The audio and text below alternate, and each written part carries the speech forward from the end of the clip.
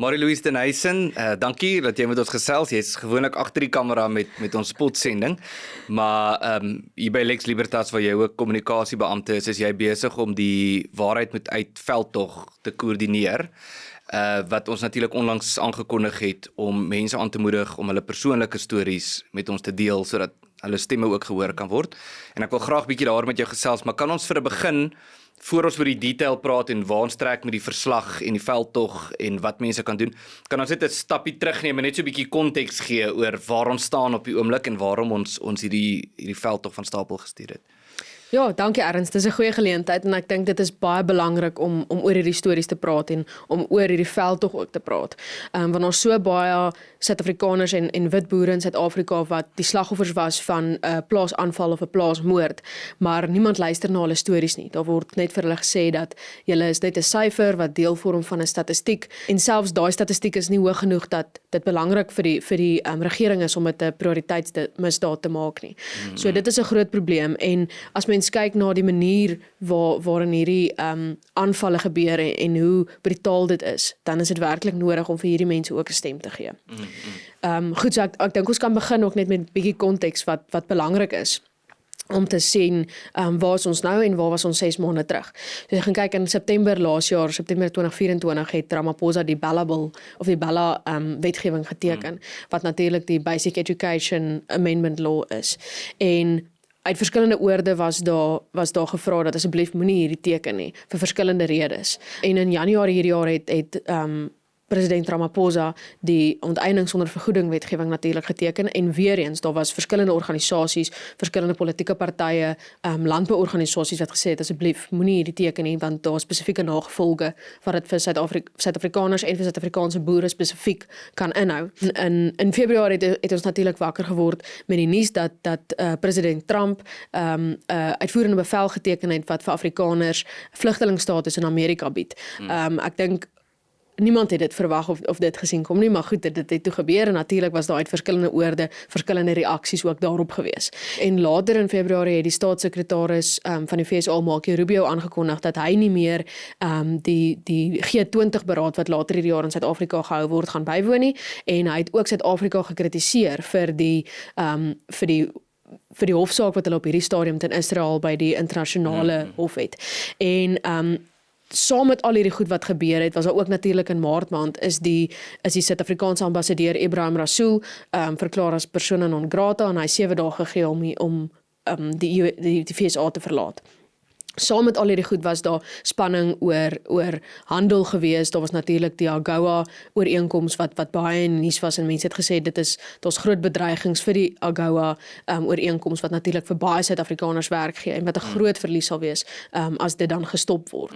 En ons het in hierdie week gesien natuurlik dat Trump 31% sy heffings geplaas het op alle produkte van Suid-Afrika wat groot probleme vir ons voorspel. Ja. So dit het dan nou gelei tot, of in hierdie tyd ten minste, hierdie groot vergadering in die White House plaasgevind, wat groot opskudding veroorsaak het, nie net in Suid-Afrika nie, maar in Amerika en die res van die wêreld. En dit was eintlik die katalysator en die reaksie daarop vir hierdie veldtog. So, voor ons oor die reaksie praat, kom ons gaan net gou oor die vergadering in die Withuis. Wat het daar gebeur? Ja, goed, so baie kortliks, ek dink meeste mense het dit gekyk. Ja. En natuurlik, daar was ook uit verskillende reaksies na die tyd, uit verskillende oorde uit, maar ek dink is baie belangrik om net 'n paar van die hoofgoed te noem wat daar gebeur het. En eerstens nadat almal na mekaar gegroet het en almal is verwelkom, het Ramaphosa begin deur te sê dat die handelooreenkomste tussen FSA en Suid-Afrika is verskriklik belangrik vir Suid-Afrika. Hy het ook verwys na meer as 500 Amerikaanse organisasies en besighede wat besigheid doen in Suid-Afrika en ook verwys na belangrike minerale en ander stowwe waarin Amerika belangstel en wat weer vir hulle belangrik is. En daarna die eerste vraag wat gevra is dadelik was dat waarom het Trump Afrikaner vlugtelinge toegelaat in Amerika, maar hy laat nie vlugtelinge van ander lande toe nie. En hy het duidelik gesê, maar ons kan sien ons 'n probleem in Suid-Afrika en hierdie mense het ons hulp nodig en hulle het meer as 21 miljoen vlugtelinge van ander lande, spesifiek oor die suidelike grens van Amerika toegelaat om in Amerika in te gaan. En hulle het nou 'n reuse probleem omdat baie van daai mense kriminele is, moordenaars, deel van bendes is en hulle het nou 'n reuse probleem om te probeer om al daai mense uit te kry uit Amerika uit. Goed, so dit was een van die groot vrae wat hy gevra is. En later in die onderhoud het hulle bietjie oor vrede gepraat, spesifiek in terme van die oorlog tussen Oekraïne en Rusland, die konflik tussen Pakistan en Indië en ook uit verwys na wat hy gedoen het om die oorlog te beëindig in die Demokratiese Republiek van die Kongo. En iets wat Ramaphosa toe gesê het is dat hy ook graag Suid-Afrika as 'n land wat wil help om vrede te bewaar en wat wil help met vredeooreenkomste sluit. En dit is baie interessant as jy kyk dat daar meer as 60 moorde 'n dag is in Suid-Afrika. Wat 'n reuse probleem is wat dit klink nie soos 'n land waar daar vrede is, waar daar meer as 60 moorde 'n dag is nie. Goed, en dan is daar ook vir Trump gevra wat dit sal vat vir hom om te glo dat daar nie 'n wit volksmoord in Suid-Afrika is, so vir white genocide, soos wat dit beskryf word. En hy het so oomblik gedink daaraan en Ramaphosa het eintlik so half ingespring en gesê, wag, ek sal dit antwoord. En hy het toe geantwoord dat al wat Trump hoef te doen is hy moet luister. Hy moet luister na die stemme wat daar saam is in die Withuis, na van sy vriende wat die golfspelers is. Hy moet luister na wanneer hulle later agtertoe deure sonder die media gaan praat, moet hulle net wanneer hulle om 'n tafel sit, moet hy luister na die stemme. En hy het natuurlik verwys na Nelson Mandela wat gesê het dat wanneer mense met verskillende opinies en uit verskillende agtergronde om 'n tafel sit, is daar niks wat nie opgelos kan word nie. En weer eens is baie interessant en dis hoekom ek vroeër verwys het na die Bella wetgewing en na die onteieningswet, want dit was gevalle waar daar Suid-Afrikaners na Ramaphosa toe gegaan het en gesê het, asseblief luister na wat ons te sê het, dit is hoe ons voel hieroor, dit is hoekom ons sê hoe ons voel en ons dink dit is belangrik dat jy na ons luister. Maar tog het hy voortgegaan en hy het dit geteken sonder om te luister na hierdie stemme uit verskillende oorde uit. En goed, daar's toe natuurlik is die baie berigte video's toe nou gespeel van verskillende mense, byvoorbeeld Zuma en van Julius Malema, waar Julius Malema Kill the Boer sing in die groot stadion met tussen 90 en 100,000 mense in en jy kan sien Ramaphosa het so half 'n glimlag op sy gesig gehad en hy het nie eintlik aandag gegee wat op die TV aangaan nie. Hy het probeer praat met president Trump amper so half asof hy net wil sê dat daai persone nie deel is van sy party nie. Maar as jy kyk na die video van Zuma was terwyl hy nog president was van die ANC en later sê Ramaphosa ook dat dit nie government policy is dit wat gesê word nie, maar tog in 2018 het hy gesê dat hy kan sien dat diep in sy hart is Julius Malema nog steeds 'n ANC man en die ANC sal beter wees as Julius terugkom na die ANC toe. So daar's ook 'n bietjie verskil in wat gesê was en wat nou gesê word in die Withuis en ek bedoel mense verstaan dit want hy wil probeer goed lyk daar en hy wil homself distansieer van daai goed wat gesê word, maar tog in Suid-Afrika word daar nie genoeg gedoen om byvoorbeeld Julius Malema te arresteer of selfs die hof het gesê dat daar nie 'n probleem is met kill the boer, kill the farmer nie. Goed, en as mense dan oorgaan na wat van die ander mense gesê het is byvoorbeeld Retief Goosen het gesê dat dit is 'n probleem, hy het gesê elke dag is 'n stryd, wat baie waar was. Hy het gesê dat van sy familie is al aangeval en sy familie bly agter elektriese drade, soos wat die realiteit is vir baie ander Suid-Afrikaners. En Johan Rupert aan die ander kant het gesê dat hy met sy deure oop slaap in die aand en ek glo hom want hy bly in veilige privaat landgoede en waar dit veilig is, waar daar privaat sekuriteit is en private dienslewering. Maar ek dink nie as jy vir Johan Rupert vra om in 'n gewone woonbuurt in Suid-Afrika met sy deure oop te slaap, sal hy dit doen nie, want hy weet dit is nie 'n realiteit nie. So daar was ook verskillende stories en van verskillende kante af was daar antwoorde gewees en toe natuurlik is die vraag gevra, maar 72% van Suid-Afrikaanse boere is wit en sou dit 'n probleem wees vir die ekonomie as almal besluit om te gaan. En dit is iets wat John Steenhuisen geantwoord het, die minister van landbou. En hy het gesê dat die meeste van die boere wil bly en hy het gesê dat hy sopas van Nampo afgekom het en die die grootste gevoel van of die oorgrootste meerderheid van boere wil bly in Suid-Afrika, maar hy het gesê dat landelike veiligheid is oral 'n probleem en hy het spesifiek verwys na veediefstal wat ook 'n reuse probleem is. En daarna het hy natuurlik gesê dat tegnologie nodig is, dieselfde soos wat Johan Rupert gesê het dat tegnologie nodig is, Starlink is nodig by elke klein polisiestasie. En Ramaphosa het weer eens net gesê dat tegnologie nodig is en daar moet gekyk word na verdere of handelooreenkomste. Soos wat hy gedoen het amper nadat elke persoon iets gesê het Ramaphosa terugverwys na handel is die antwoord en dis wat hulle moet doen. En hy het later self ook gesê dat handel is die groot rede vir hierdie vergadering en om beter verhoudings te bewerkstellig en al die ander sosio-ekonomiese faktore waar gepraat word is eintlik maar net 'n byfaktor. Dit is nie die hoofsaaklike rede van die vergadering nie, en toe natuurlik daarna het hulle dit verdaag en hulle het toe nou 'n private vergadering gehad wat ons nou ongelukkig nie weet wat daar gesê is nie. Nou die vergadering het toe tot 'n ewige reaksie in die media gelei binne in Suid-Afrika en in die buiteland.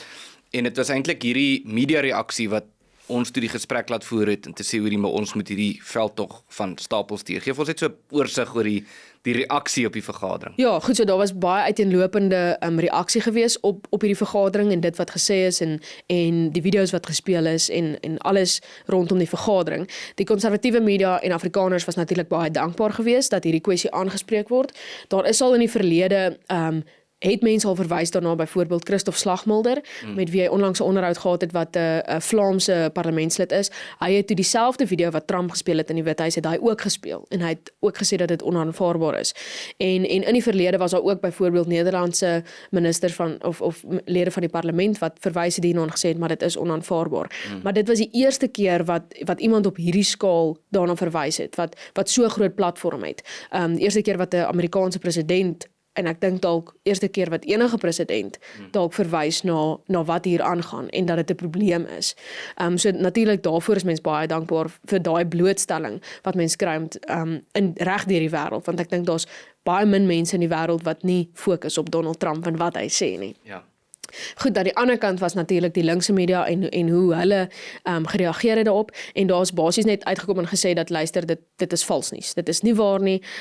En my persoonlike argument is ek dink omdat Trump dit gesê het, voel hulle dat dit vals moet wees. As iemand anders dit gesê het, sou hulle dalk kon sê dat dit is dalk waar, maar ons glo dit nie eintlik nie of ons gaan nie daar berigte skryf en publiseer nie, maar omdat Trump dit gesê het en hulle het eintlik 'n diep gewordelde haat vir hom, het hulle net dadelik gesê maar dit kan nie waar wees nie. En van die woorde wat gebruik het is alleged, deep fake is ook rondgegooi en conspiracy theories is rondgegooi. Dit is van die woorde wat hulle gebruik het om hierdie goed te beskryf.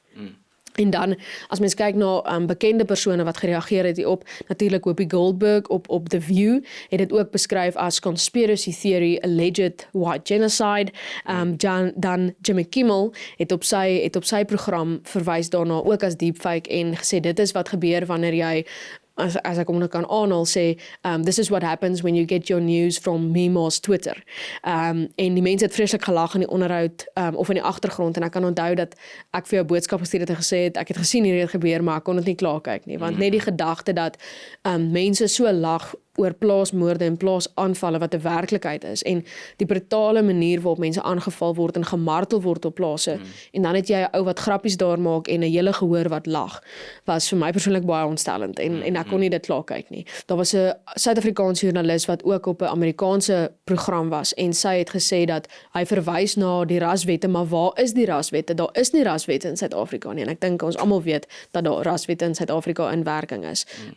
So dit was van die gemengde reaksies wat uit verskillende oorde gehoor is. En ek dink die punt dan nou met hierdie veldtog wat ons dan nou 'n reaksie hierop aangekondig het, is om te sê dat daar's twee kante van die stryd in 'n sekere sin. Die een is die debat oor die statistieke wat jy nou 'n bietjie na verwys het en die bewering dat dit oordryf word, dat die syfers nie eintlik so erg is nie, dis nie disproporsioneel nie ensovoorts. So daar's 'n onus of 'n verantwoordelikheid op ons om goeie geloofwaardige, verifieerbare syfers uit te kry, wat mense met vrymoedigheid kan gebruik en weet, jy gaan nie verkeerd bewys word nie. Maar die ander kant, wat ons toe nou ook bespreek het, is die deel van die debat wat heeltemal agterweë gelaat word is die stories, die mense se persoonlike stories. En sodat mense die geleentheid kan kry om te vertel wat met hulle gebeur het en daar eintlik 'n gesig of gesigte op hierdie tema gekoppel kan word.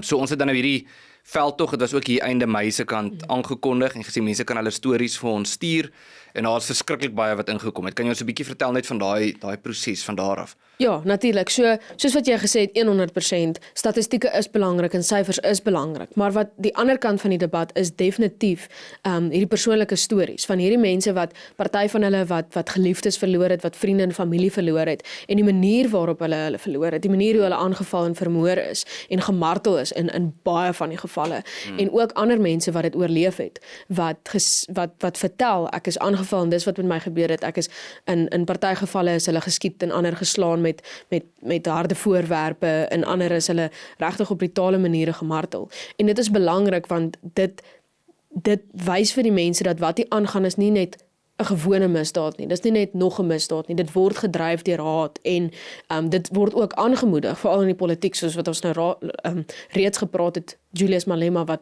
Kill the Boer, Kill the Farmer aanhou sing en hoe hy mense aanmoedig en hoe hy sê byvoorbeeld in een van sy onderhoude, we will slit the throat of whiteness. En al daai goed wat hy sê, ek wil amper sê in 'n negatiewe sin inspireer dit mense om dan oor te gaan tot aksie. Net soos wat hy gesê het, hierdie is 'n revolusie en op een of ander stadium in 'n revolusie is dit nodig om te vermoor en om dood te maak en om te plunder. So dit is baie duidelik dat dit aangemoedig word. En dit is waarom hierdie stories belangrik is. En dis mense wat deel is van gemeenskappe, van boerderygemeenskappe, van skoolgemeenskappe, van klein dorpies en dan gebeur hierdie goed met hulle en hulle stemme raak net stil. So dis hoekom dit belangrik is om 'n stem te gee. En soos wat jy gesê het, amper om 'n gesig te koppel aan elke plaasaanval en aan elke plaasmoord wat gebeur. So daar's dan nou 4 kategorieë Ja. waar volgens mense hulle inligting kan instuur. Jy kan ook vir ons net sê wat die kategorieë is, maar dan ook waar staan ons nou want jy's besig om net dalk hoeveel het al ingekom, maar ook want jy's besig om deur al daai stories te werk, jy's besig om dit te verwerk en dan in die vorm van 'n verslag gereed te kry. So gee ons net so oorsig oor die kategorieë en waar staan die proses nou? Goed, so ons het vir mense gevra om in 4 verskillende kategorieë hulle stories of hulle getuienisse in te stuur. Die eerste een is natuurlik plaasaanvalle of plaasmoorde, dan is daar ook staatsverval, daar is rassediskriminasie en die laaste een is dan bedreiging vir eiendomsreg, wat al 4 'n redelike realiteit is in Suid-Afrika en wat ons gevoel het dit is belangrik om hierdie 4 kategorieë aan te spreek. Mense kan dalk later op 'n later stadium 'n ander kategorie byvoeg, maar dit was die 4 wat ons gedink het vir nou die belangrikste is. So 'n paar dae nadat ons die veldtog aangekondig het ons meer as 150 mense gekry wat reeds hulle stories vir ons gestuur het en dit is nou al meer as 200. En iets wat ek dink belangrik is om te sê, is dat baie mense is bang om hulle stories te stuur. Party mense het vir ons gevra, hulle wil graag anoniem bly, omdat dit hulle in gevaar stel weer by hulle werk, byvoorbeeld as hulle getuienis oor rassediskriminasie ingestuur het, is dit vir hulle baie gevaarlik om dan nou hulle naam te publiseer en dan kan hulle ook gevolge by die werk hê. Ander mense het gesê hulle bly in op plase waar dit gevaarlik is, hulle is bang as hulle storie vertel, dan sit dit net nog 'n groter teken op hulle rug wat mense 100% verstaan. Maar dit is tog belangrik om hierdie stories te verifieer. En wanneer ons 'n getuienis skryf van 'n plaasmoord of 'n plaasaanval, dan is daar 'n paar vrae wat ek vra. Wat is die naam en die van die persoon? Waar het dit gebeur? Wat is die saaknommer sodat mense dit kan verifieer met die polisie natuurlik en dan ook was daar enige iets in die media daaroor, was daar mediaberigte ensovoorts daar gewees. So daar is 'n mate van verifikasie wat gebeur met elke getuienis wat ons ontvang. Hierdie is natuurlik die eerste fase. Ons is so 'n bietjie gedruk vir tyd omdat jy amper Amerika toe gaan en jy wil graag die verslag saamvat soontoe na belangrike vergaderings toe. So ons is gedruk vir tyd, hierdie is die eerste fase, maar dit sal 'n deurlopende dokument wees. So mense kan vir die res van die jaar of selfs nog langer kan hulle gaan en hulle kan hulle stories vir ons instuur. Ons sal dit dan verwerk en dan elke paar maande sal die dokument dan opgedateer word. Ek wil dalk daar byvoeg, ons sal soos jy sê die dokument opdateer en waarskynlik die webblad uitbou met meer inligting ensovoorts.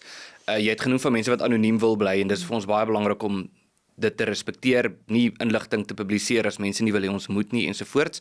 Maar ek wil tog ook mense aanmoedig om as hulle bereid is om hulle name te gee, om dit wel te gee, want dit is en nog selfs verder as hulle bereid is om te praat, Ja. om vir ons te laat weet, want dit is belangrik dat daar stemme is uit van mense wat hierdie goed beleef het, wat hulle stories vertel.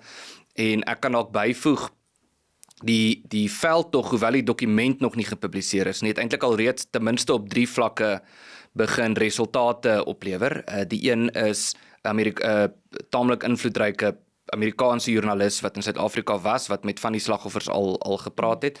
En dan was ek so 'n week of wat gelede in Engeland waar ek met Ayaan Hirsi Ali gepraat het. Dit het ook gesprei uit hierdie veldtog uit en gepraat het oor wat gaan aan in Suid-Afrika en so voort.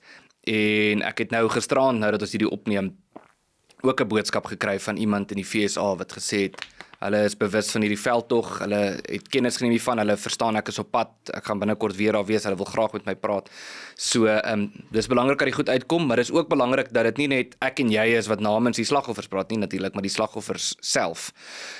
En ek dink al lê baie vir ons voor. Ek is opgewonde oor die feit dat dit 'n soort lewendige dokument is, bedoelende ons publiseer nou weergawe 1 en hy gaan deurlopend opgedateer word ensovoorts.